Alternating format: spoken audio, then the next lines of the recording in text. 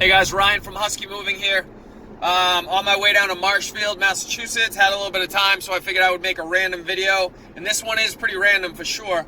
Not the type of video I normally would have thought to make, but a guy that I work with pretty frequently, one of my favorite coworkers' wives hit me up last night and asked me to make a video for how to move plants, which admittedly can be super annoying. But I never would have thought to make this video, but she apparently is in a plant group, and one of the things they discuss pretty frequently is how to move plants effectively, which I didn't know was really a big concern, but apparently it is. So here we go.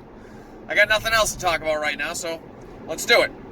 The first thing I would do, whenever you're moving plants, whatever your mode of transportation is, whether it's truck, SUV, whatever the case may be, put a whole bunch of padding down on the ground.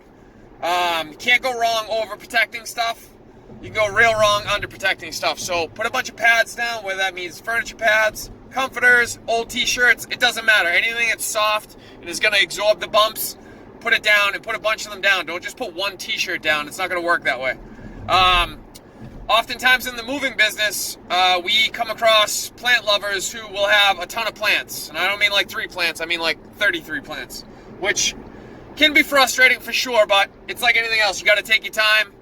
Stop what you're doing, figure out a game plan, take the time to do it correctly. So normally what we would do in the moving truck is put a whole bunch of moving pads down on the ground, and then the goal is we find some sort of a structure, like whether that's a cardboard box. We use bin boxes because they're huge and they're on the moving truck, but you're not going to have one of those most likely, nor are you probably even going to know what it is. It's basically a giant cardboard box.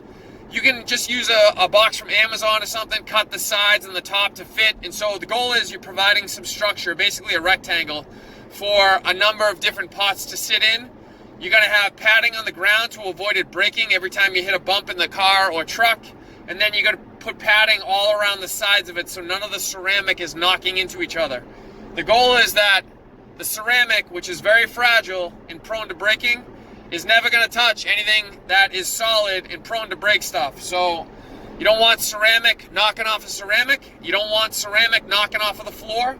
You also don't want to damage the leaves of the plants. So what that means is you got to space the plants far enough away that they're not going to be knocking into each other or the wall of the truck or the wall of the SUV or any other crap you got in the back of the SUV. You want the branches, leaves, whatever your plant has to be hanging freely in like suspended air without knocking into anything. That's what's going to break all the leaves off and whatnot. It's not easy to do necessarily, but if you find a box that's going to provide some structure and then you put a whole bunch of padding around the side of it and pack it in there tightly so it can't move, it's not going to be bouncing off the floor, it's not going to be bouncing off the sides, and theoretically, if you do it correctly, your plant is going to ride in the truck or the SUV the same way it would be sitting at your house. 90 degrees, straight up and down. You let Mother Nature do what Mother Nature does, which is support the leaves of the branch out in the wild, and then you just hopefully hope for the best. Every once in a while some leaves will fall off during transport, but there's not much you can do about that. But this is going to give you your absolute best chance of success. And like always, like I said, you can't go wrong over protecting, so just put a ton of padding in there.